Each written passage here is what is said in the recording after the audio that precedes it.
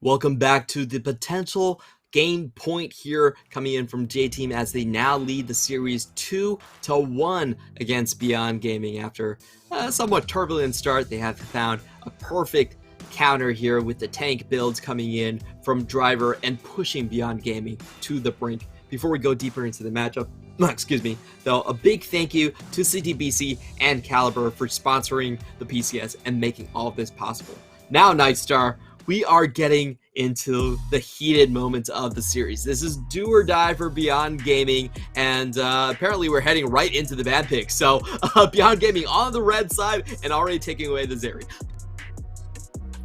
Yeah, and so far, not a whole lot of changes when it comes to the ban portion. Now, the pick, that will be the interesting part, right? Because Minji still showing that he's very limited with what he can bring to the table. And because of his lane deficits, he hasn't been very effective in being able to play out some of these more front-to-back team fights. J-Team, they'll go ahead, look to lock in first pick Ari here. So changing their plans away from the Lee Sin because of the final ban of LeBlanc from the side of Beyond Gaming. And last game was also the first time that we saw J-Team triumph over a Nautilus here. Beyond Gaming, I think Minji's champion pool is very well figured out. They pretty much have to lock in Zoe in the next pick. I'd be very surprised if it's not a Zoe lock-in, but we'll see how that one goes. J-Team on the other side going for a lot of engage with the Hecarim. There we go. And the Leona. Oh, you called this one. You're such a genius, Frank. But they are going to pull out the Silas, a throwback and one of Minji's older champions. Yeah, Minji bringing out the Silas, of course, against the Hecarim plays very, very well into it because you can just steal away the Onslaught of Shadows, and it does a lot of damage because of that AP scaling. Now, Beyond Gaming, how do they round out this second phase? Because you know you have a lot more flexibility with Wako, with his AD carry pool. So I feel like for once now Beyond Gaming have set themselves up to succeed in this second phase, whereas it felt like they were always playing a bit of a deficit coming out here. So I like this first phase from them, but they need to finish strong. I also love what they got here, and I should have had more faith in Minji. I thought, like, after 2 weeks when we didn't see anything, we probably weren't going to see anything after a full month. But I was wrong. Minji comes in with a new champion. Maybe they can claw one back here. J-Team going to be sticking to the Tryndamere bans. And we do have Beyond Gaming banning away, once again, Little V's champion pool, forcing him onto the Xayah or the Jinx here.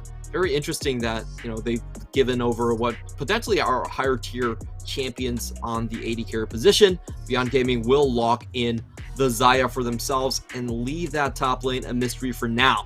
J-Team, they have to answer. They have to show their cards. The AD carry, what is it going to be? Do you think he's going to lock this one in? This would be a very aggressive flare. Lil V is just thinking, man, I haven't had a great lane phase yet, and Lucian is a champion that has to get max value. Otherwise, his scaling is just not on par with really any other AD carry. So they will put his pick off at least one more pick here. They lock in the Jace instead. This time Driver will get his hands on the champion, but it also means that, hey, they don't have this big burly frontline tank because, you know, Konya, I mean, with this phase rush Hecarim build that he's gone for, going to be a little bit more fragile, but still very strong. And it will indeed be the Lucian lock-in. So bringing a lot more lane power this time around for J-Team. It feels much more about win lane and snowballing that into a win game.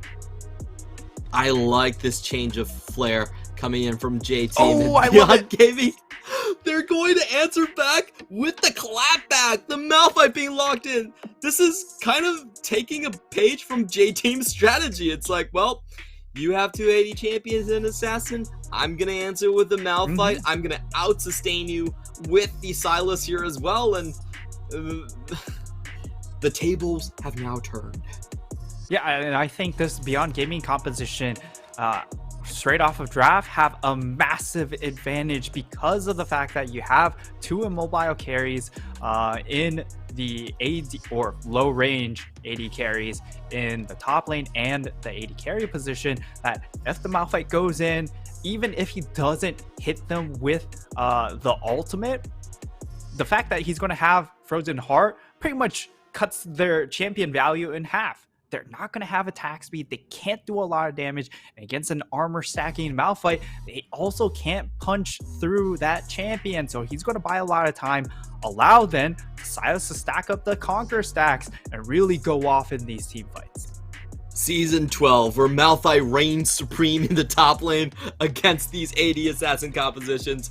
And this is what we've been saying about these two teams throughout the split. It felt like J-Team was just an upgraded version of Beyond Gaming. They had a little bit stronger in the mid jungle, but still very tempo focused. And this seems like if it works against Beyond Gaming, it might work against J-Team as well. So if Beyond Gaming managed to take this one down, we will be heading to our first 5-game series of the best of 5. And you know me, I like my BO5s, I like my silver scrapes, so I'm not even going to pretend to be impartial in this one. On to the Rift we go. Hopefully Beyond Gaming, with their ingenuity, can take us all the way there. We're going to be taking a look at the summoners here. It's going to be a Comet coming in for long into this matchup, and PTA for the Lucian.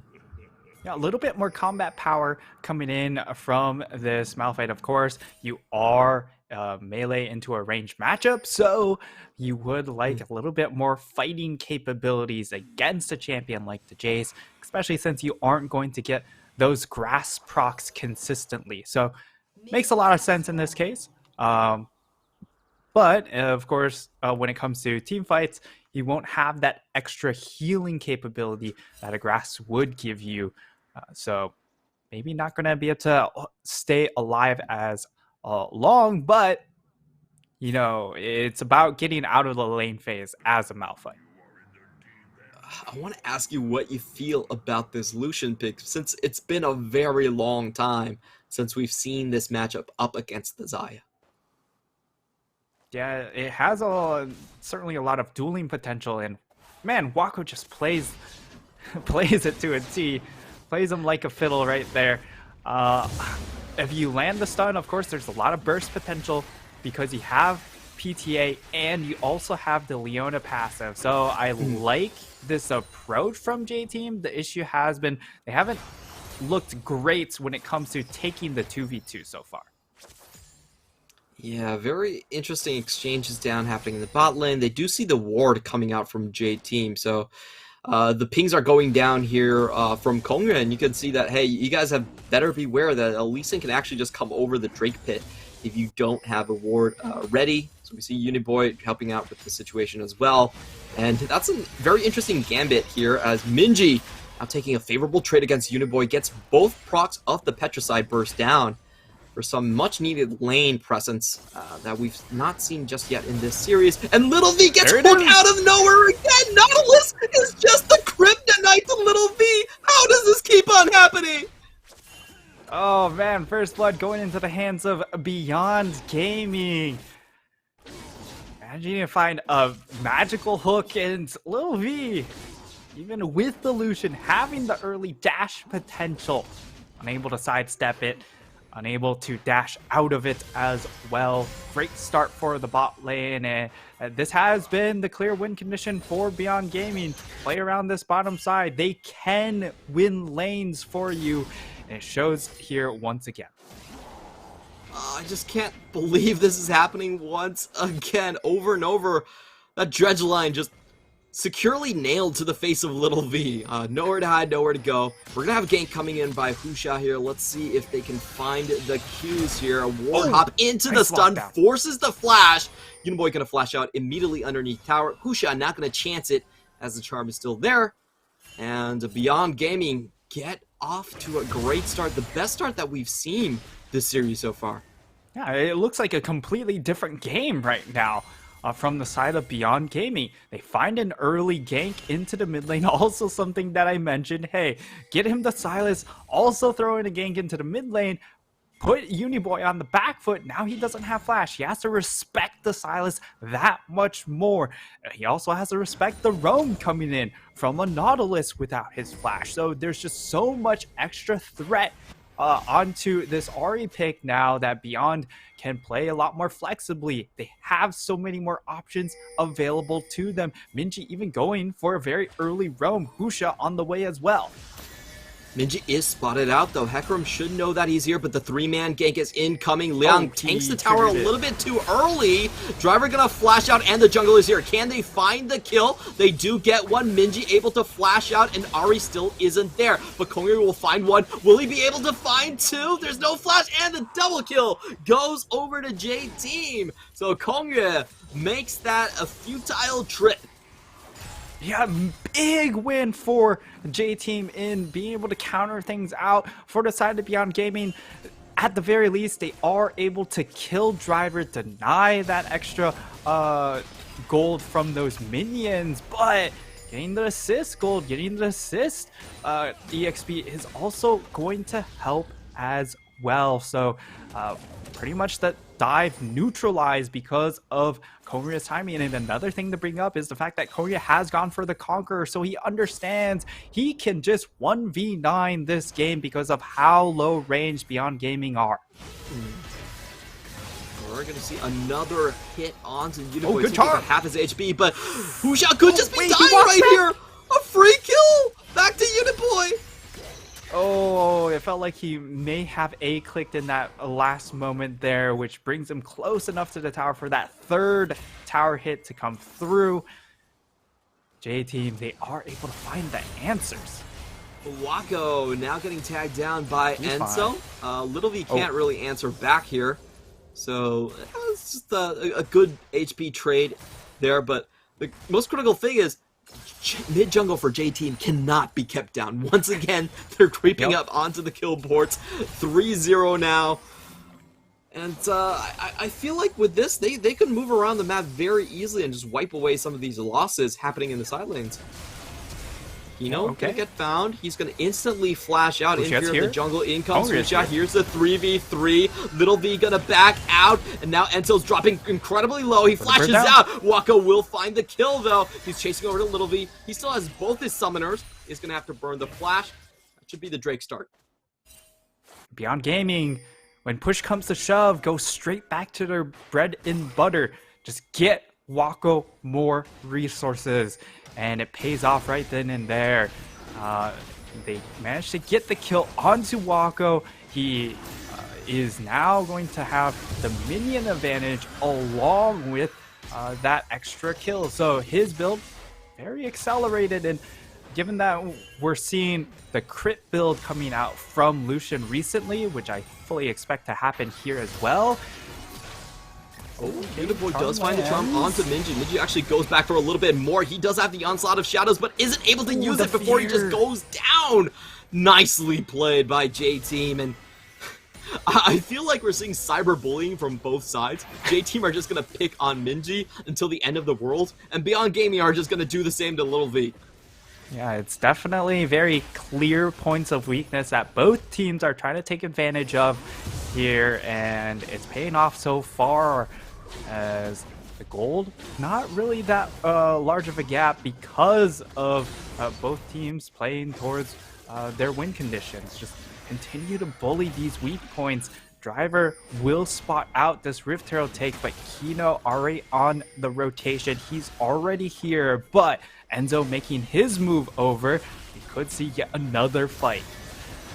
There's no TP for Beyond Gaming on the top side. It's going to be a 5v4. Kongria going to go in a little bit early. He gets chain crowd control and just killed. Beyond Gaming somehow are going to take this one. 4v5, potentially 4v5 in that sense. A little bit of a mistake from Kongria, and the snipe doesn't go through. So Husha should be able to secure this one. He will be able to secure it, and also gets over the wall. As we head into the replay on how things played out in this mid lane, Uniboy has just been on point this entire series, even in that game 1 loss. Very snowballed on the Syndra. Unfortunately, just got picked off time and time again.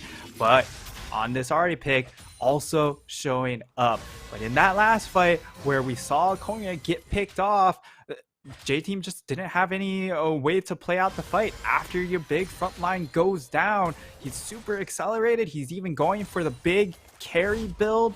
I believe that is the Divine Sunder here, or it could be a Triforce. Yeah, it's the Divine Sunder.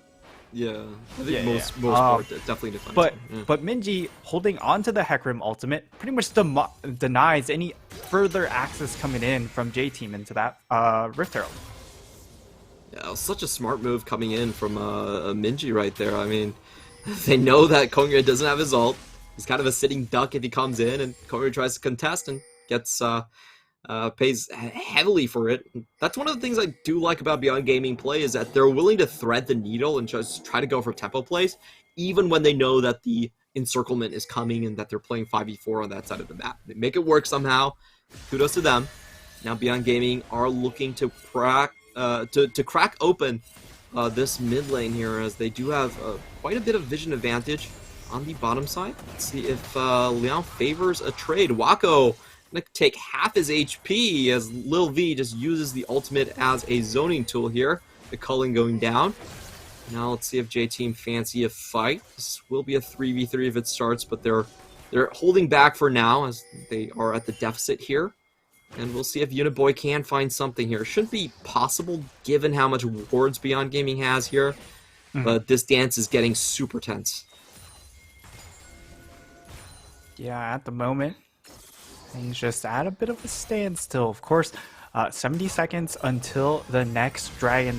That should be the next point of interaction between these teams as they try and either set up for the dragon or find a pick before the dragon to clear out some space.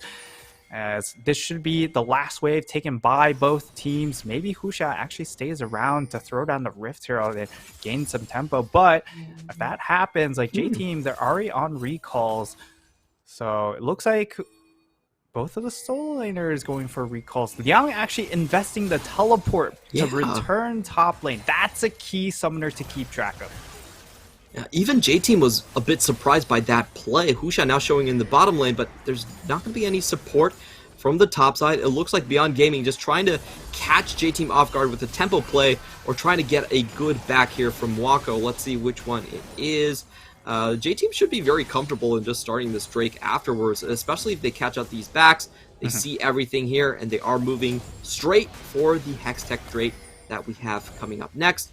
Driver, meanwhile, in the top lane, is still in a fairly comfortable position, has gotten close to 2 plates down. J-Team should just get this one for free. That being said, Husha is getting very close to the scene. We'll see if he can find a steal or anything, but should still be very much in J-Team's favor, as we have Uniboy keeping Silas underneath tower. And after the fact, Beyond Gaming walking into this one, they don't find any of the skill shots. A bit of a whoopsie doozies on both sides. Nothing lands. I'm very surprised about this. And yeah, J-Team just collect their rewards and walk away. Yeah, will be J-Team just securing the dragon and walking off, but Husha still wants a little bit more. Positioning very aggressively behind the J-Team duo, and now he's approaching the tower. Does he want to force a dive? Kino does find the death charge. They get the kickback onto Little V, but it's not enough. He soloed. There they go. He gets the assassination down onto him. Wako has to run away from his own tower, though, and will Ari come back to close the trap? Looks like he's tied up at the moment with Minji. So Beyond Gaming find another 2 kills onto the bottom lane of J-Team. Well, in the meantime, Uniboy gets the bully away onto Minji. It does seem like the cyber bullying is working a little bit better for Beyond Gaming, though, as they should be able to take the first brick gold here, plus the 2 kills. Pretty sizable lead.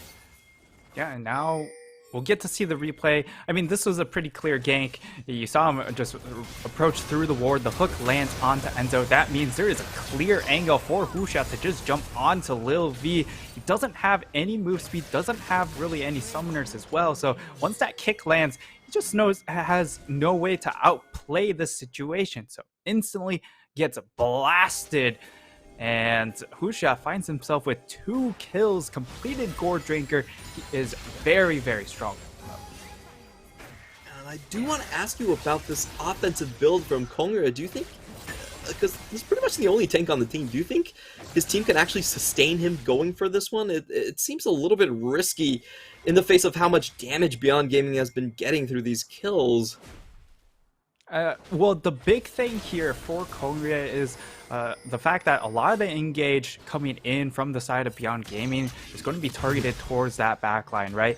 You're not going to be using the Malphite ultimate onto a target like Hecarim, so when there's so much dive coming out on the side of Beyond Gaming, you can afford to be a little bit more risky because oh, Wako might just be caught out here. He dies after the flash. Great prediction from Uniboy, and he gets the resets. He's chasing down in for more. Let's see if he can find another charm onto these targets. He does get it onto Husha. Onslaught of Shadow comes in. They burst the Blind Monk down, and that's 2-0 in favor of J-Team. Leon does get the flash, but not anything more. Yeah, unfortunately, that's all they're able to get out of that fight. And J-Team once more find a great fight. Able to find the early pick onto Wako. And Wako even dies after the flash. That's 2 summoners down onto this champion. And unless if he's able to nail his ult timing, he is going to be very, very vulnerable to this J-Team. As we get to see the replay, he gets caught out on vision and instantly they just go onto him. The flash comes through, but the charm still lands to finish things off. And afterwards, so much of their damage gone, Minji has the Hecarim ultimate, but doesn't find an angle to actually use it. So he can't do anything in this fight because he's not coming in from a flank angle. Really greedy coming in here from kind of greedy from both AD carries, honestly, in that situation, as we saw Wako just straight up walking through a scuttle crab there. Gets caught out, pays with his life for it, and J-Team find themselves into a very comfortable position, at least with the Ahri. I think Uniboy, at this point, he's got his Magi ready. He knows that he's going to carry, and he's laughing his behind off. I've never seen Uniboy so happy in a series. I'm not sure what's happening, but I actually feel more scared of Uniboy when he's laughing like that. He can sense it. He's just playing a hell of a series so far. So well in the lane phases and each and every one of these 4 games. But for Beyond Gaming, the story's not quite over yet because they are only down 1,500 gold. But Wako potentially caught out once more. He will be able to hold his nerve though and hold on to that ultimate. Really nicely done. He dodges away from Enzo's engage, keeps the Feather Storm there, and Beyond Gaming will be able to defend against this Herald. Let's see if they can take it off before the charge, but they're not going to let them. In goes the attack. Will Uniboy just fall down? He does just get taken out by Leon. Enzo is the next one on the target. 2 kills over to Beyond Gaming, and Beyond Gaming just read J-Team like a book. They know they don't want the Herald to go to waste. They catch him out in the act, and they are going to take the initiative here. This should be 1 Drake and a lot of tower damage onto this one, as Driver and Little V will struggle to defend this against this completely. Well, it looks like Beyond Gaming will settle for that dragon. That is still a very good win for them, especially when they have such a dive-heavy composition, right? So the extra regen is going to be incredibly beneficial for them, as Beyond, he just finds the perfect ultimate. Yes, it's onto only the mid-jungle, so it's not, the greatest value, but that's more than enough. Once you get that first pick, then Minji, he steals away the Leona ultimate and sets them up for a second pick. So I love how that transpired for Beyond Gaming. They bite back, and now the lead is closed down to 800 gold. So things looking very, very lively in game number 4. I just want to mention Uniboy lost all of his stacks on that play as well. He just built his Medjai's, got 5 stacks on it, instantly losing all of them on the first time. So that does put him in a little bit of a gold deficit into the next couple of minutes. He can certainly claw that one back. But definitely not what you want to see if you want to snowball, especially with Lucian here as well. Oh, Little V gonna dodge out on this one. Okay, doesn't have all Kongre is old here, man though. fingers. Here comes the engage. Featherstorm from Wako. Good He's gonna Featherstorm. jump Oh out, just my- kill Ansel Oh. right away, and Hakarim says goodbye too. Not sure that's the play that they wanted to go for. Beyond Gaming, they teleport a very low HP Liang in, but it doesn't matter. They're gonna take the tower But here. the flank. Uni Can he boy. find something? Can he find Shock Blast? Shock Blast? Shock Blast? Oh no, okay. Jace isn't coming over. Yeah, and it looks like Driver was able to find a big trade onto Liang, I would expect, or it came from Uniboy. I wasn't sure where Liang was when that play started out here. We'll get to see the replay. Yeah, it ends up being Driver getting a bunch of damage down right before the teleport goes through, but it doesn't matter because Wako has been the superstar for Beyond Gaming.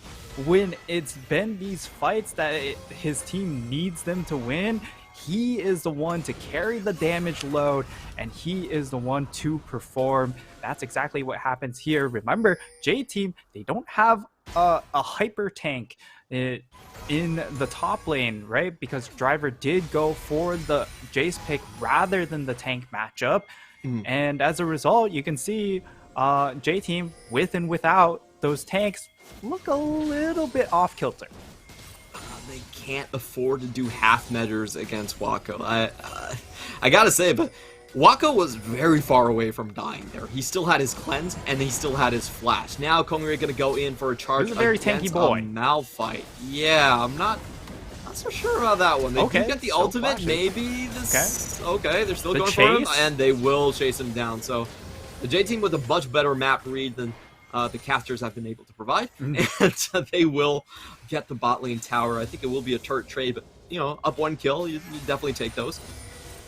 You take those, but unfortunately, when you look at the dragon timer, there's still plenty of time before the dragon, so it ends up being somewhat inconsequential. And then you consider the summoners invested, right? They had to burn the flash onto Driver, a very key target for Beyond Gaming in these team fights, and Kongre loses the go, so a decent chunk of damage taken away from him when it comes to setting up for this next dragon. So those are just timers to be aware of when we go in then into that fight. And at the very least, will be towers kind of traded across the map. J-Team will be the ultimate victors, but Driver possibly caught out. Let's see if Driver can escape from this one. He does have extra movement Spider-Man speed. chasing him down. Well, and here comes Going Lee for a Sin long as con. well. They really want this, Clement. Driver does have the TP, but not enough time to use it. He's a dead man. He just overstayed. Yeah, and this is a free kill because they... Okay, well, he's burning a lot of time, but it's still a free kill because they don't have... he doesn't have a flash. He's way too far up. Yes, he has a teleport, but by the time he respawns, that's when the dragon is going to spawn out. So J-Team, they need to stall out a little bit to make sure that the ward is in a good spot for Driver to come in with the teleport, and then they will be able to kind of reestablish themselves. But a nice pick from Beyond Gaming that's ultimately very, very free because they didn't have to invest summoners themselves.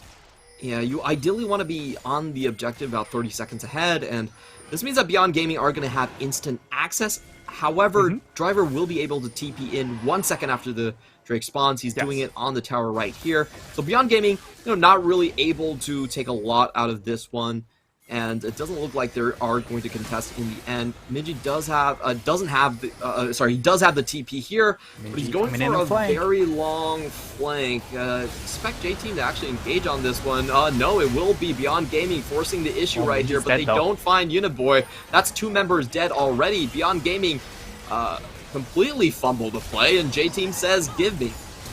As they chase down the backline carries, that's going to be four members dead. Okay, that was a spectacular fail from Beyond Gaming.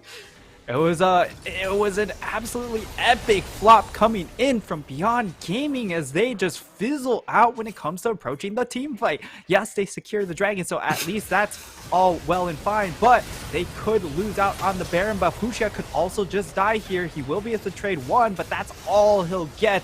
And ultimately, when the other team's going to get a Baron buff, it is so worth for J-Team. So they are in perfect position to end this 3-1, but the teleport coming in, Liang wants to have a say in it, and he will be able to deter the rest of the take.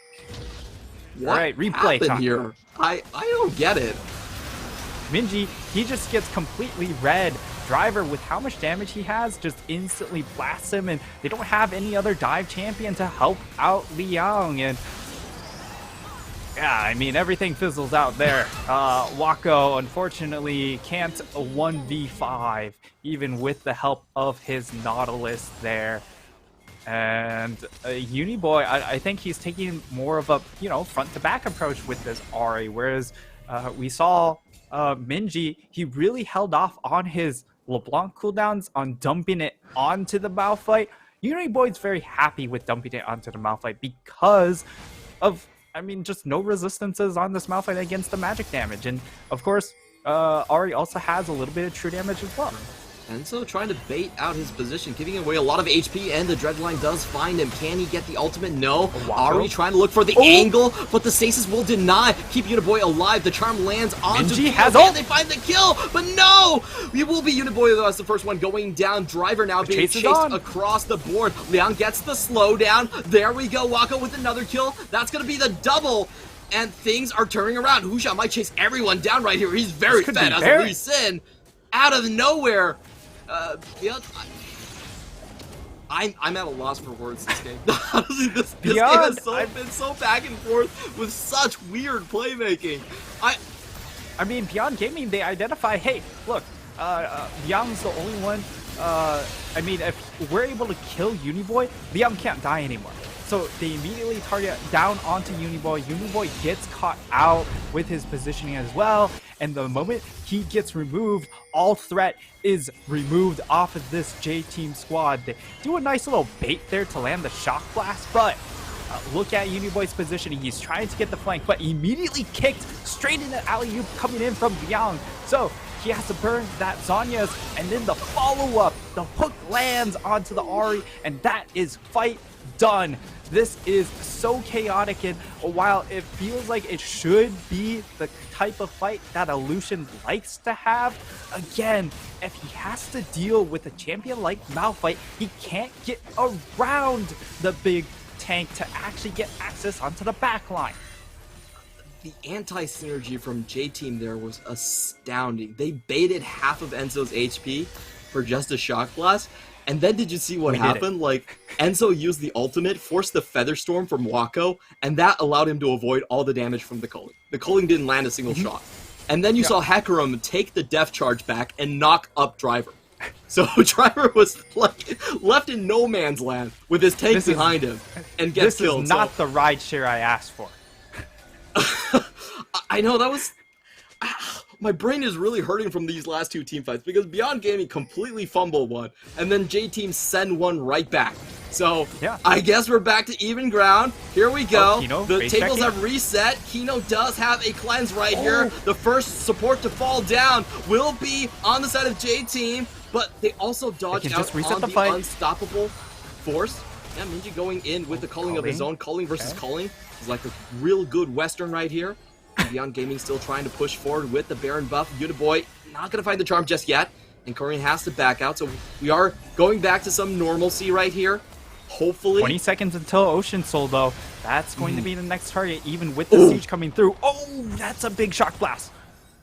Huge find here by Driver. Can he find another? That's a question. It's a static 16-second cooldown onto the Shock Blast. He's moving up for another one, but Wako gets the better of him. That will force the Jace away. Beyond Gaming now turn back towards the objective. They are still waiting to catch out Kongra. Ooh, that was so incredibly close. The Everfrost nearly gets a hoof off of the Hecarim. Still Dragon Soul. Yeah, Beyond Gaming do end up chaining these major objectives with each other. J-Team now find themselves even in gold, but not really in terms of value, as the poke they can throw at Beyond Gaming is going to matter a lot less. Yeah, and if you look at the item builds, there's no heal reduction coming in from J-Team. So how do they deal with the double Conqueror in the Lee Sin and this Silas, it's very hard to deal with. There's a little bit of healing coming in from Wako with that Eclipse, but for the main the main thing is you have to deal with a Silas healing. You also have to deal with a Lee Sin Gore Drinker healing.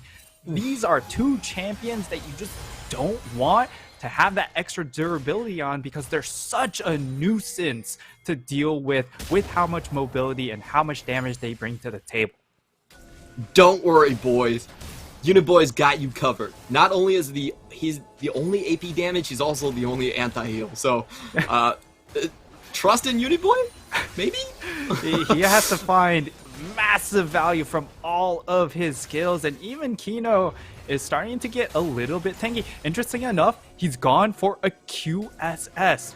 So understands that he cannot get picked off in these situations, but he also has to be the one to face check. Wako eats a large chunk of damage, but they need more of those shock blasts. Well, that's the ultimate from Leona gone as well. Very haphazard attempt right here, and Beyond Gaming are just going to walk this tower down. It looks like J-Team, no, they can't contest. Look at this. Wako is already back to completely full HP after that single push. They're just going to hold their position. I'm checking the map for potential flank positions right here. There's only one teleport, and it doesn't look like Driver does get a chance here. Yeah, that's a very deep ward on that Baron tri-bush, but it's going to be hard to find a flank from a Jace to actually utilize that ward. Oh, so do see Leon getting taken down. Culling also there, and Leon takes... well, that's a big Rock Boy for you, and that's what Rock Boy do. He doesn't take much damage after that one. I think we're just going to hold this position until we get into a Baron fight. What does JT need to do to actually get back? For J-Team, they have to find an isolated pick because, again, it's going to take a lot of resources to finish off the kill because of that extra Ocean Soul healing. So they need to find an isolated pick because if it takes too long to finish off a target, the rest of Beyond Gaming will make it in time, and with that deficit in cooldowns, the fight should just really snowball out of control towards Beyond Gaming. So even though it's a very small gold lead, because of the extra combat power from Ocean Soul, it's much larger than it seems. We need a fast, decisive end for the side of JT to come back, make sure that regen doesn't come into play. See if Uniboy can find that charm. There's still a bubble on top of Wako. He does have the Knight's Edge here, so we'll stay relatively safe throughout all of this. Now Little V trying to pop the bubble. Doesn't find the W just yet, but I like this position from J-Team. They definitely have heard your comments through space and time, and they know that they have to stay hidden. They have to look for the pick. Beyond Gaming so far, not giving them the opportunity, and we have the Baron spawn now. If you're J-Team, do you go out for this one?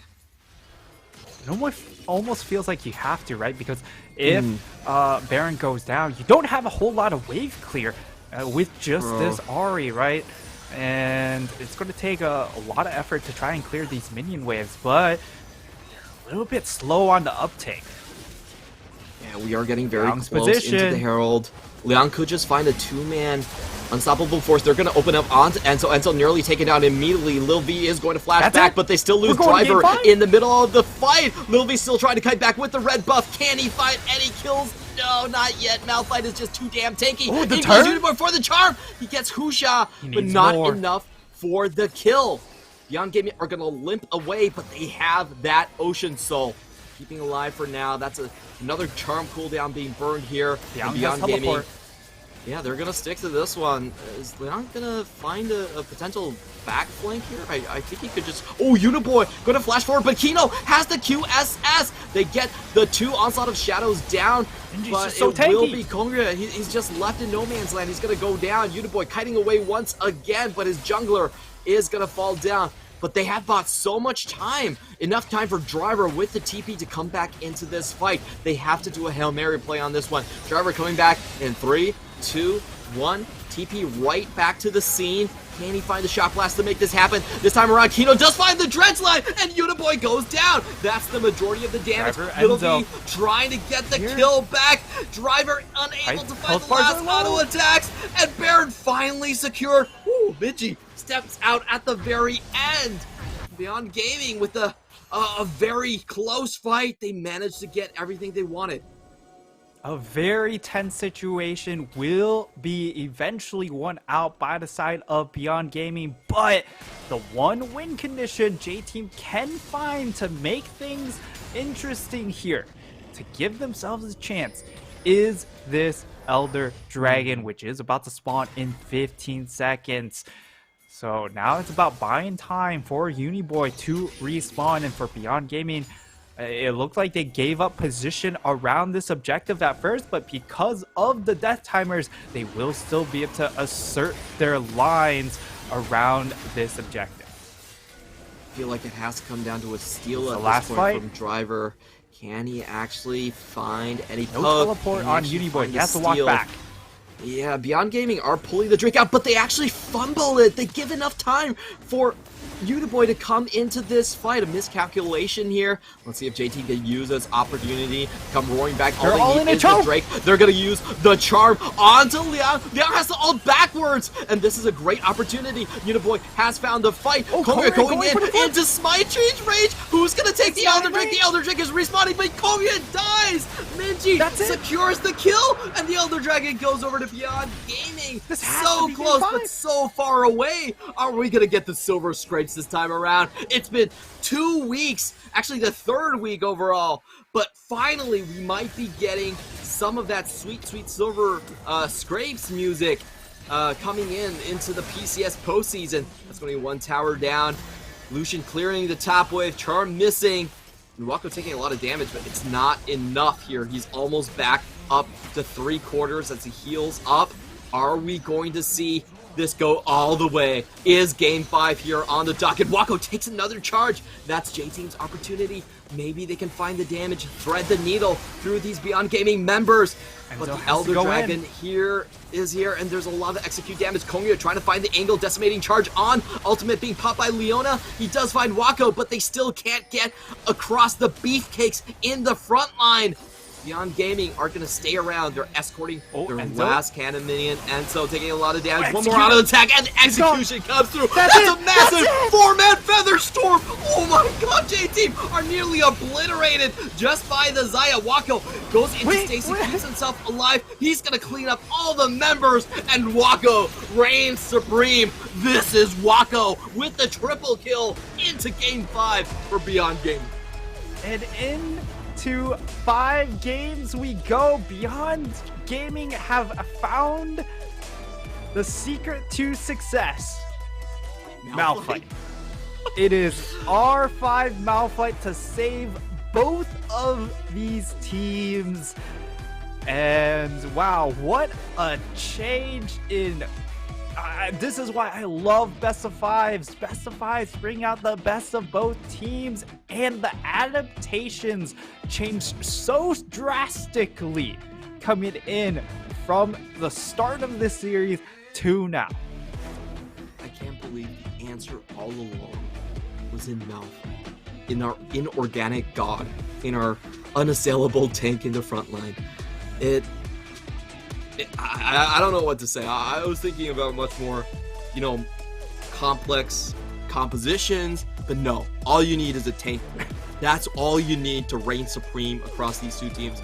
Because let's be honest, none of these two teams are actually that great at front-to-back team fights. They don't really have sustained damage. Little V not really playing up, and Uniboy is very much a tempo player, and almost the same can be said on the other side as well. You have Liang, who's not playing up, and you have Minji, that's pretty much just a tempo assassin only player as well. So yeah, somehow we have arrived at this point. Malphite is the answer to all your woes.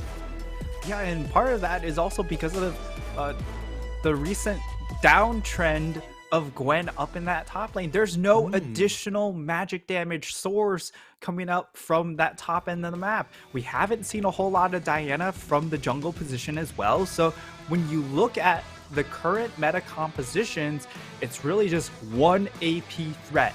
That makes Malphite, Sion, Ornn even more impactful because they only have to itemize against one damage source. It's such a good point, and I think this series is going to have reverberations throughout the rest of our postseason as well. I think a lot of people are going to watch this one and go like, oh drafting made easy.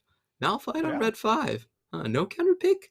No AP damage. Very good. Very well said, Nightstar. I'm gonna steal that. So we're going to Silver Scrapes, and I have to assume that J Team are gonna be taking the red side and be holding on to the Malphite. Oh, do you think anyone is just gonna sneak the Malphite pick in early? Is that a possibility?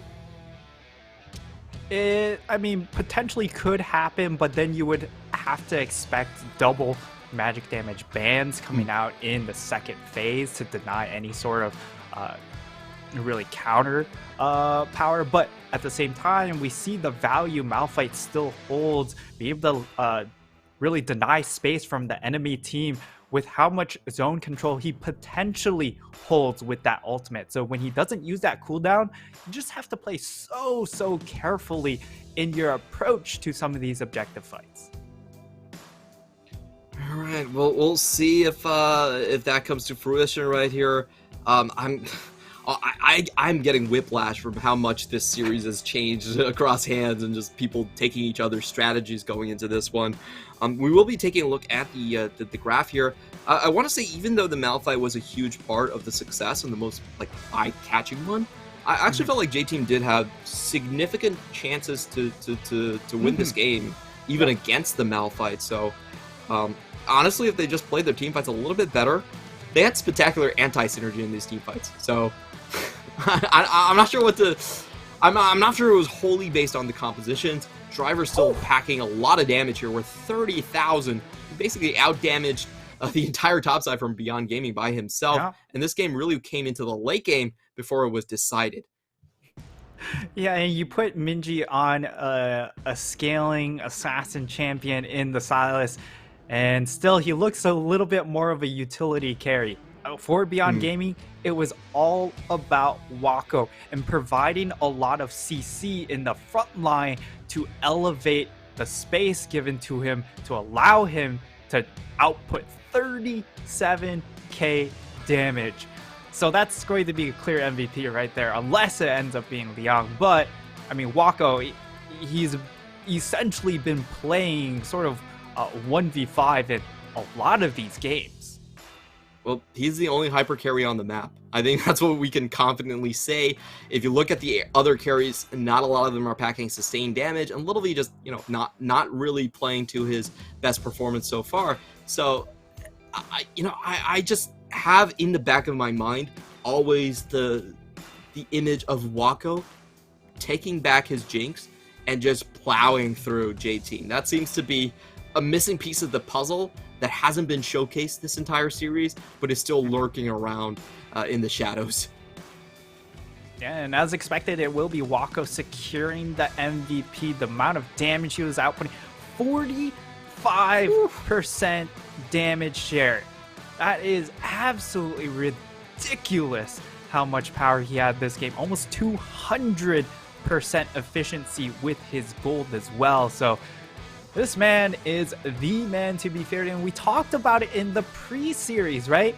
If Beyond Gaming are to win this series, it's going to be through the power of Wako Kino in that 2v2. And once again, they showed up and performed. 2 out of 4 games, they've been able to just straight up pick up pre-level 6 kills. It's out of nowhere, so we'll see if that is going to be the case. Once more, both of these games facing elimination. We're playing Silver Scrapes, Game 5. Here we go. Don't go anywhere. We're coming right back after the break.